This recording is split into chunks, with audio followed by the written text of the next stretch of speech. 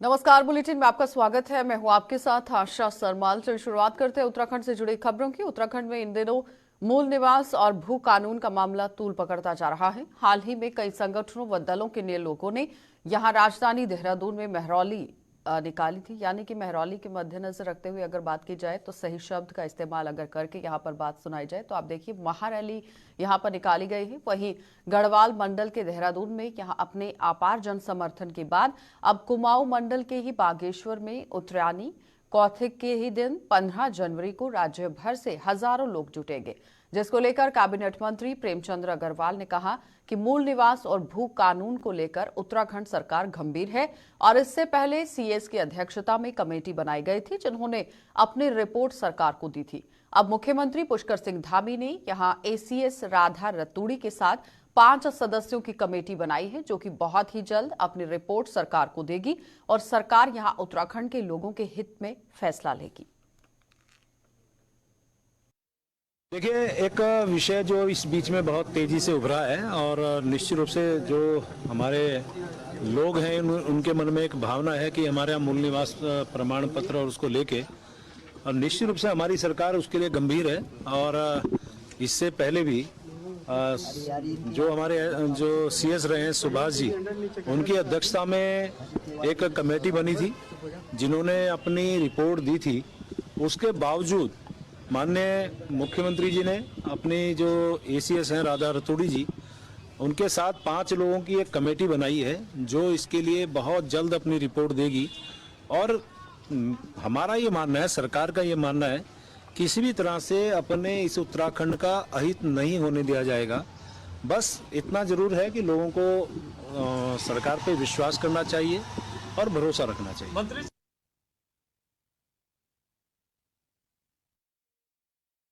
चलिए अब आपको रुड़की लिए चलेंगे और रुड़की से आपको बड़ी खबर दिखा देते हैं कि किस तरह से वहां पर भी मौसम को मद्देनजर रखते हालात इस वक्त बने हुए हैं कि उन्हें घने कोहरे की वजह से काफी परेशानी वहां पर हो रही है। रुड़की में घने कोहरे की वजह से यातायात बाधित हुआ है। हाईवे पर कोहरे के कारण वाहनों के पहिए लगातार थम गए हैं और ठंड के कारण घरों में दुबकने को ये लोग मजबूर हो गए हैं। इस वक्त की बड़ी अपडेट रुड़की से देखने को मिल रही है, जहां पर कड़ाके की ठंड व घने कोहरे ने लोगों की मुश्किलों को बढ़ा दिया है और साथ ही साथ रुड़की में घने कोहरे की चादर से यातायात भी प्रभावित हुआ है। इस वक्त की बड़ी अपडेट आप रुड़की से देख रहे हैं, जहां पर अलाव का सहारा भी आम जनता लेती नजर आ रही है, लेकिन उस बीच में यातायात की अगर बात की जाए तो कहीं ना कहीं प्रभावित हुआ है। हाईवे पर कोहरे के कारण भी पूरी तरह से प्रतिबंध तो नहीं कहा जा सकता है, लेकिन प्रभावित यातायात जरूर हुआ है, क्योंकि आप देखिए विजिबिलिटी बहुत कम होने की वजह से कई बार सड़कों पर हादसे भी पेश आते हैं। और इस वक्त जो लोग अपने घरों से बाहर निकल रहे हैं उन्हें संजीदगी बरतने की जरूरत है। जो लोग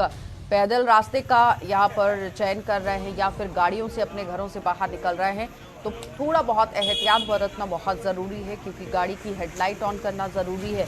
और उसके साथ साथ आप देखिए धुंध और कोहरे की वजह से लोगों को काफ़ी परेशानियां झेलनी पड़ रही हैं। सुबह सुबह की तस्वीरें आपके सामने रुड़की से आप देख रहे हैं, जहां पर आप देखिए लगातार विजिबिलिटी भी कम है, लेकिन अगर इस विजिबिलिटी के अंदर आप अपनी गाड़ी की हेडलाइट्स का इस्तेमाल करते हैं तो सामने आने वाले किसी भी वाहन को आप बता सकते हैं कि सामने से भी गाड़ी आ रही है तो वो अपनी गति को धीमा कर सकता है। लेकिन फिलहाल आप देखिए अगर आप ओवर स्पीड इस पर रखते हैं तो एक्सीडेंट होने का खतरा अलग से बना रहता है। तो जाहिर तौर पर हादसों से बचने के लिए संजीदगी बरतना बहुत जरूरी है। इस पर आप देखिए ठंड के कारण घरों में ही अब लोग दुबकने को मजबूर हो गए हैं। कड़ाके की ठंड है, घना कोहरा है, जिसकी वजह से लोगों को काफी परेशानियां हो रही हैं। घने कोहरे की चादर जो बिछ गई है उसकी वजह से यातायात पूरी तरह से रुड़की के अंदर प्रभावित हुआ है। प्रशासन और सरकार की तरफ से रैन बसेरों का भी इंतजाम किया गया था, अलाव का भी इंतजाम किया गया था, लेकिन क्या ये भरपूर मात्रा में यहाँ पर हो रहा है या नहीं, इस पर भी जानकारी जुटाएंगे। लेकिन उसके साथ साथ आप देखिए किस तरह से यहाँ हालात जो है रुड़की के अंदर बनते नजर आ रहे हैं, क्योंकि लगातार ठंड की वजह से काफी परेशानियां आम जनता के अंदर देखी गई हैं। चलिए आगे बढ़ जाते हैं। शासन ने 2006 बैच के 4 आईपीएस को आईजी पद पर पदोन्नति दे दी है और गृह विभाग ने इसके आदेश जारी कर दिए हैं। तो पदोन्नति पाने वालों में यहाँ डीआईजी अरुण मोहन जोशी, अनंत शंकर ताकवले और साथ ही साथ राजीव स्वरूप और स्वीटी अग्रवाल शामिल हैं। ये चारों आईपीएस 1 जनवरी 2024 से आईजी बन जाएंगे और स्वीटी अग्रवाल की प्रतिनियुक्ति पर होने के कारण उन्हें परफॉर्मा उन्नति भी यहाँ पर दी गई है, जो कि परफॉर्म जिस तरीके से उन्होंने किया था उस हिसाब से पदोन्नति उनकी हुई है। वहीं 2010 बैच के ही आईपीएस अधिकारी पुलिस अधीक्षक सुखवीर सिंह को 1 जनवरी से डीआईजी पद पर पदोन्नति प्रदान करने का निर्णय लिया गया है। साथ ही 2011 बैच के आईपीएस मुकेश कुमार और धीरेन्द्र गुंजाल को भी 1 जनवरी से सिलेक्शन ग्रेड प्रदान करने का निर्णय लिया गया है। पिछले सप्ताह मुख्य सचिव की अध्यक्षता में हुई बैठक में इन सभी की डीपीसी की गई थी।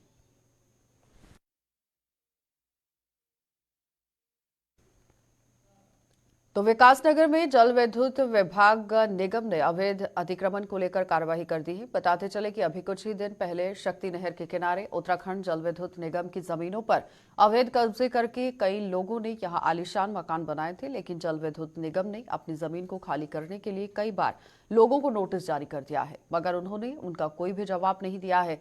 मजबूर होकर जल विद्युत विभाग ने भी और आप देखिए जल विद्युत निगम ने हाईकोर्ट का सहारा लिया और हाईकोर्ट के आदेश पर कुल्हाल से लेकर डाक पत्थर बैराज तक जितने भी अवैध कब्जे हैं उन सभी पर बुलडोजर चलाया है।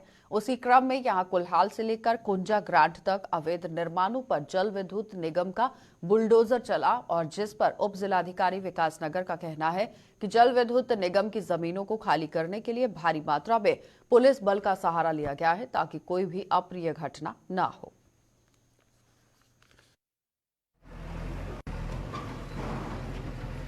नहीं, देखिए, आप जानते हैं कि शासकीय भूमि पर अतिक्रमण हटाने की मुहिम माननीय मुख्यमंत्री जी के निर्देशन में पहले से भी चलती रही है और उसी को हम आगे आज भी चला रहे हैं। शक्ति नहर के दोनों ओर जो भी अतिक्रमण चिन्हित किए गए थे पहले से ही चिन्हित थे, उनको पहले से ही नोटिस दिए जा चुके थे।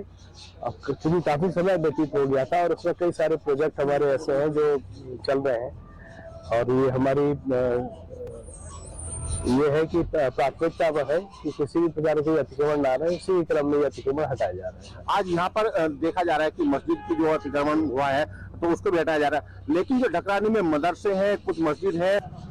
देखिए, मैं ये कहना चाहूंगा कि कोई भी अतिक्रमण हो, किसी भी प्रकार का हो, उनको सबको समय देते हुए सबको हटाया जा रहा है। कोई भी ऐसा अतिक्रमण नहीं रहेगा जो ना हटाया जाए, सभी को हटाया जाएगा।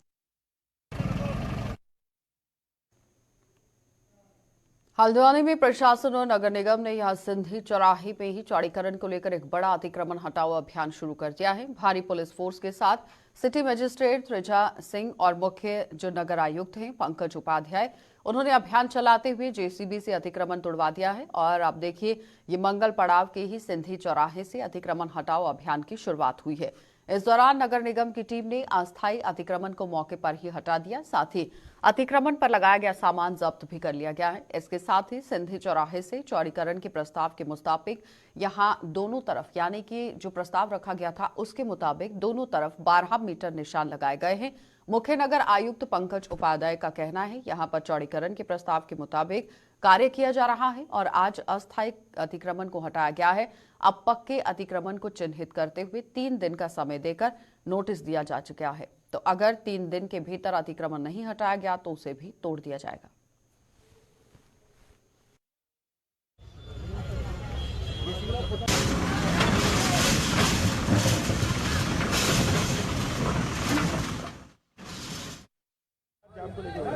देखिए, जैसा कि आप देख रहे हैं कि जो हमारा सिंधी चौक है इसके सौंदर्यीकरण का भी प्रस्ताव आया है और इसमें यहाँ पे रोड चौड़ीकरण का भी है। तो इसमें पीडब्ल्यूडी और नगर निगम मौके पे मौजूद है। इन लोग के द्वारा निशान लगाया गया है जो कि 12-12 मीटर बोथ साइड है, इधर 12 मीटर इधर 12 मीटर उधर। और उसके बाद जैसी भी स्थिति बनती है जो मौके पर अस्थायी जितना अतिक्रमण है वो उसको तत्काल हटाया जा रहा है। बाकी को इसमें नगर निगम के द्वारा नोटिस देने के उपरांत 3 दिन का नोटिस वो लोग दे रहे हैं यहाँ पर। उसके बाद इसमें जो पक्का अतिक्रमण है वो हटाया जाएगा। सिंधी चौराहे का चौड़ीकरण होना है, इसको लेकर के मतलब पूर्व में भी हटाया गया था और आज भी अतिक्रमण हटाया जा रहा है।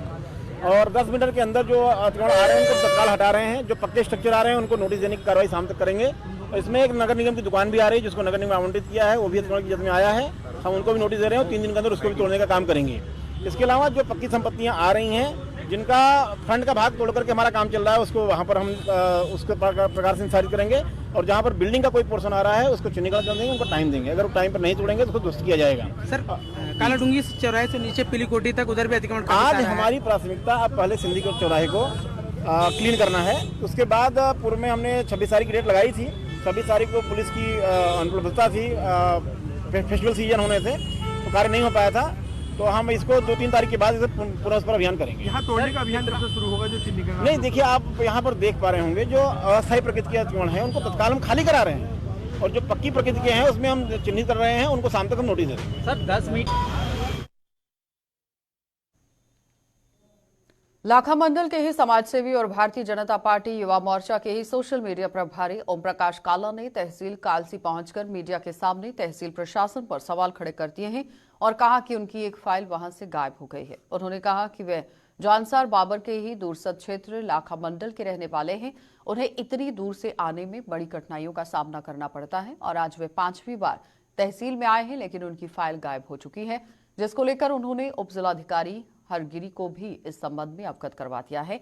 वहीं उपजिलाधिकारी हरगिरी का कहना है कि जल्द ही उनकी समस्या का समाधान किया जाएगा। वहीं आइए आपको दिखा देते हैं कि ओम प्रकाश काला किस तरह से बातचीत करते नजर आए और उपजिलाधिकारी हरगिरी का क्या कुछ यहाँ पर कहना था। नहर की क्षतिग्रस्त का एक एस्टीमेट सिंचाई विभाग से यहाँ पे पहुँचा है 2 महीने पहले, और दूसरा एस्टीमेट एक एडीएम साहब के माध्यम से आया था यहाँ पे, जो मुझे मैं 5वें बार यहाँ पे आ रहा हूँ विभाग के पास, यहाँ पे तहसील में इस आपके कालसी में, पर आज भी मुझे वो कागज़ नहीं मिल रहा है। मैं इस तरीके से कैसे चलेगा?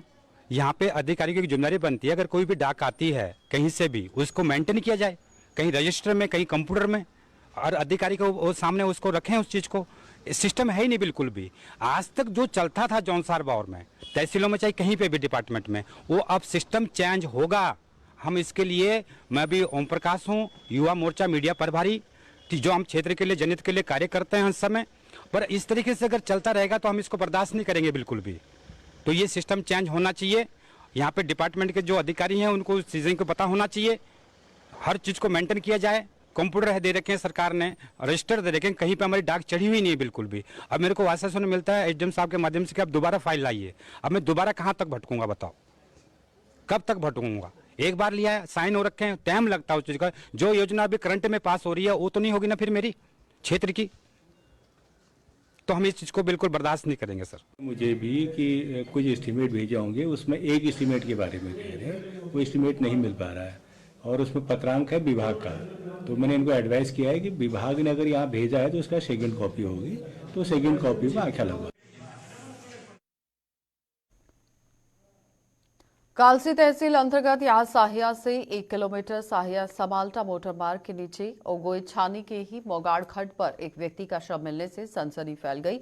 सुबह जब लोग यहाँ चारा लेने के लिए जा रहे थे, व्यक्ति का शव देखा है और इसकी सूचना ग्रामीणों ने तहसील प्रशासन को दी है। ग्रामीणों की सूचना पर क्षेत्रीय पटवारी मोतीलाल जनाटा टीम सहित यहाँ एसडीएम कालसी हरगिरोही के पास यहाँ हरगिरी स्वामी के पास पहुंचे हैं। राजस्व पुलिस द्वारा शव की शिनाख्त करने के लिए तलाशी की गई, जिसमें मृतक के पास से मोबाइल फोन बरामद किया गया और फोन के आधार पर मृतक के परिजनों से संपर्क किया गया है और मृतक की पहचान पवन कश्यप पुत्र अरविंद कश्यप साल खौदरी माजरी तहसील पावंटा जिला सिरमौर हिमाचल प्रदेश के रूप में हुई और मृतक के जो परिजन हैं उन्होंने यहां पर कहा कि पवन कश्यप की हत्या की गई है।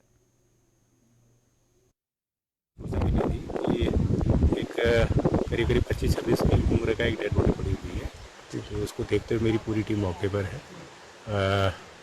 चेहरे पे चोट है, इसलिए चेहरा देखकर शिनाख्त नहीं हो पा रही है। आसपास के लोगों से पूछताछ की जा रही है और पंचनामा भर के उसको मॉर्चरी में रखा जाएगा जब तक उसकी शिनाख्त नहीं जाती। अगले 72 घंटे ऑब्जर्वेशन रखा जाएगा, कोई आए परिचित उसका, तब अग्रिम कार्रवाई की जाएगी। क्या सर ये हत्या का मामला लग रहा है कुछ और? देखो सर पे और मुंह पे चोट है, तो अगर कोई परिचित आता है उसके बाद से फिर कोई एफआईआर आती है तो इन्वेस्टिगेशन में पता चल पाएगा कि मामला क्या है।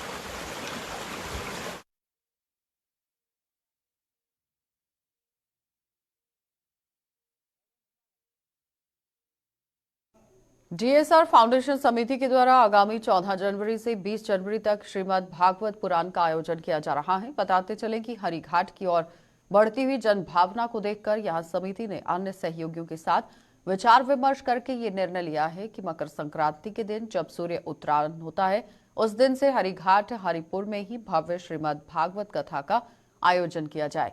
कथा व्यास और श्री विपिन उनियाल जी ने कहा कि मां यमुना जी के आशीर्वाद से मकर संक्रांति पर्व की माघ मास में 14 जनवरी से 20 जनवरी तक हरिघाट हरिपुर में ही श्रीमद् भागवत महापुराण कथा का आयोजन हो रहा है। 14 जनवरी को यह सुबह 9 बजे से कलश यात्रा हरिपुर चौक से मंदिर में विधिवत पूजा अर्चना के पश्चात निकाली जाएगी और कलश यात्रा समस्त भक्त समुदाय के साथ यहां भगवान के नाम संकीर्तन से ही हरिघाट पर्यंत चलेगी और कलश यात्रा के पश्चात विधिवत पूजा अर्चना आरंभ होगी। श्रीमद् भागवत कथा 2 बजे दोपहर से शुरू होगी और 5 बजे तक चलेगी। आरती का प्रसाद भी वितरण किया जाएगा। पत्रकार बंधुओं का बहुत बहुत धन्यवाद कि आप लोग आए।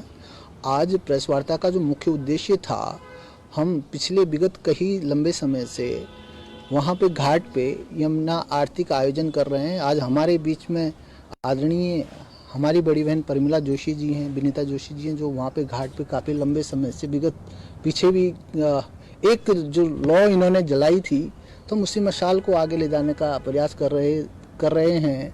हमने नमामि गंगे के साथ मिलकर भी कार्यक्रम को थोड़ा आगे बढ़ाने का प्रयास किया है और उसका फलस्वरूप माननीय मुख्यमंत्री उत्तराखंड सरकार यहाँ भी आए भी थे। तो आगामी समय में ये एक धाम के रूप में विकसित होना है, तो उसी उद्देश्य को लेकर हमारे बीच में आदरणीय जो हमारे व्यास जी हैं विपिन उनियाल जी, वो भी आज हमारे बीच में हैं।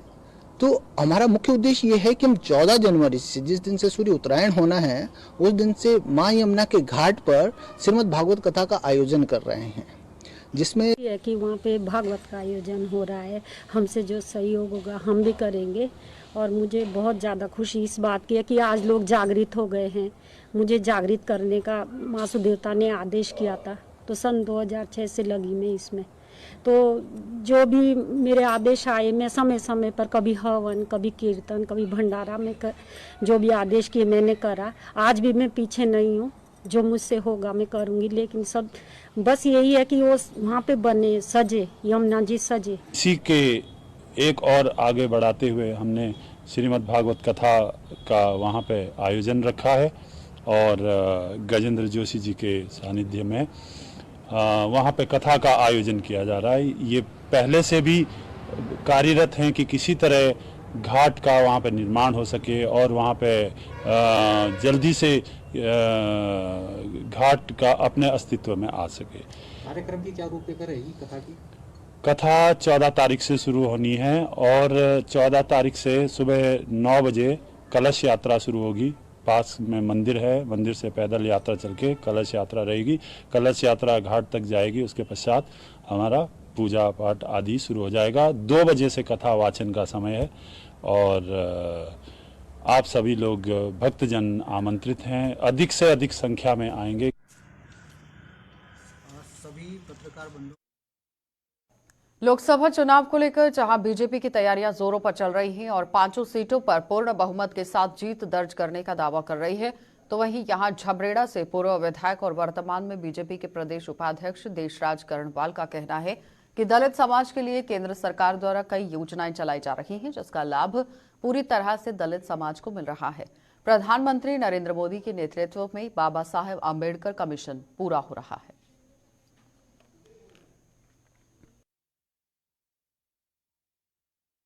दलित समाज का हित भारतीय जनता पार्टी में निहित, ये सिद्ध हो चुका है। 2014 में जो नारा रुड़की के अंदर जब मोदी जी आए थे, मैंने दिया था कि बाबा तेरा मिशन अधूरा, नरेंद्र मोदी करेंगे पूरा। आज डंके की चोट पर मैं कह सकता हूं कि बाबा तेरा मिशन अधूरा, नरेंद्र मोदी जी कर रहे हैं पूरा। कल जब संवाद था मोदी जी का पूरे देश के अंदर, उत्तराखंड में भी हमने वो देखा कि महिलाएं किस प्रकार स्वावलंबी बनकर के उभर कर आई हैं। बाबा साहब अम्बेडकर का मिशन पूरा हो रहा है। लखपति दीदी बन रही हैं, महिलाएं आगे बढ़ रही हैं, चाहे वो केंद्र सरकार की बात हो, चाहे वो प्रदेश सरकार की बात हो, महिलाओं को आरक्षण देने की बात हो, महिलाओं को आगे बढ़ाने का काम किया जा रहा है। इसलिए मैं ये निश्चित तौर पर कहता हूं कि उत्तराखंड की 5 लोकसभा की सीटें भारतीय जनता पार्टी की झोली में। श्री राम जन्मभूमि तीर्थ क्षेत्र अयोध्या द्वारा यहां प्रेक्षित पूजित अक्षत कलश वितरण कार्यक्रम का आयोजन किया गया। इस कार्यक्रम में बढ़ चढ़कर लोगों ने हिस्सा लिया। अयोध्या राम मंदिर भूमि पूजन के दौरान इस्तेमाल हुआ अक्षत को यहां कलश में भरकर देहरादून लाया गया है, जहां से सभी मंडलों का जो जिम्मा है वो राम भक्तों ने उठाया है। तो वहीं 22 जनवरी को अयोध्या में बना रहे जो राम मंदिर है उनका उद्घाटन की जो उपलक्ष्य में पूरी तरह से प्रत्येक घरों में 5-5 दीपक जलाने का संकल्प लिया गया है और सार्वजनिक जगहों पर राम मंदिर की प्राण प्रतिष्ठा समारोह का लाइव प्रसारण भी किया जाएगा।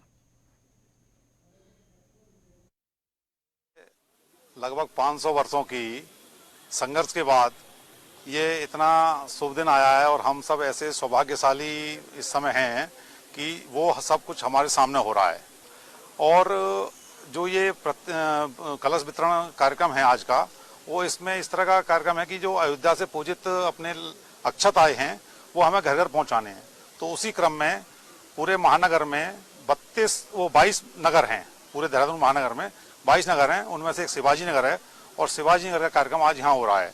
तो ये शिवाजी नगर के कार्यक्रम के लिए एक पूरा जो अक्षत का कलश आया है यहाँ पर, उसमें से हमने 8 बस्तियाँ शिवाजी नगर में, उन बस्तियों में अलग अलग कलश यहाँ से जाएंगे और फिर वो वहाँ पर जो बस्ती प्रमुख हैं उनके यहाँ रखे जाएंगे और वहाँ से फिर हम उनको छोटी छोटी पुड़ियों में और उनमें थैली में रख के अक्षत घर घर पहुँचाने कार्य, जिसमें एक राम मंदिर जी का जो है चित्र और एक निमंत्रण पत्र और एक राम मंदिर की जानकारी का उसमें जो है क्या कहते हैं एक कार्ड रहेगा।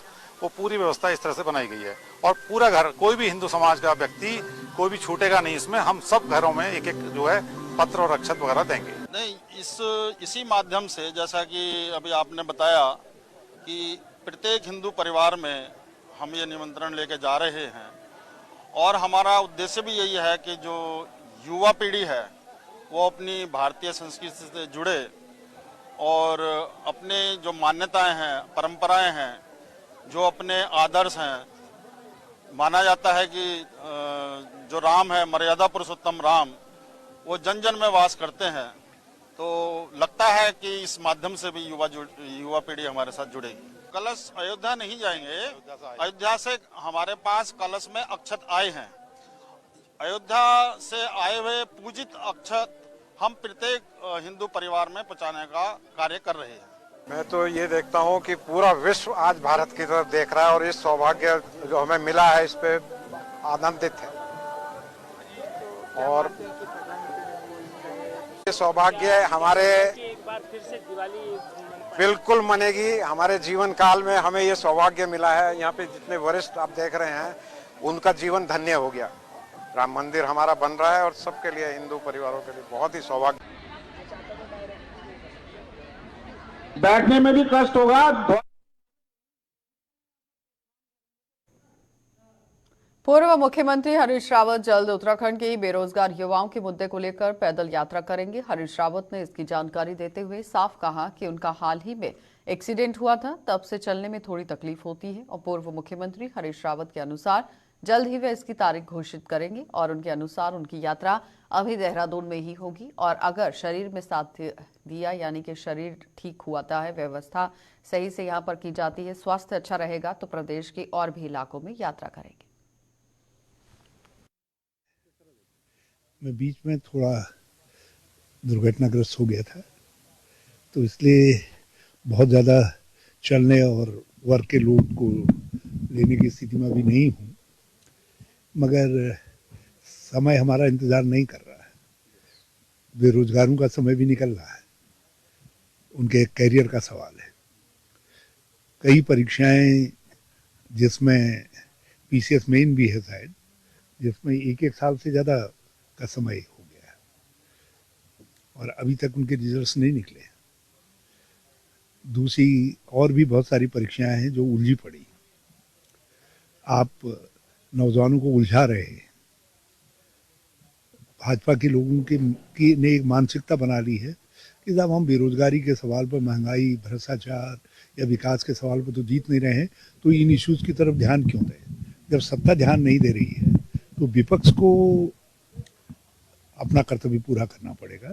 तो विपक्ष धर्म है और मैं जिस सीमा तक उस धर्म को निभा सकता हूँ मैं निभाऊंगा। इसीलिए देहरादून बाजार में राजीव गांधी जी की मूर्ति पर, विशाल मूर्ति है, वहाँ से मैं एक एकांगी पद यात्रा स्टार्ट करूँगा।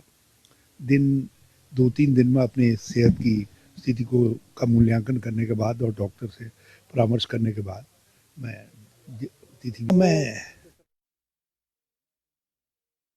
चलिए बुलेटिन में फिलहाल इतना ही। आप बने रहिए गुलिस्तान न्यूज के साथ।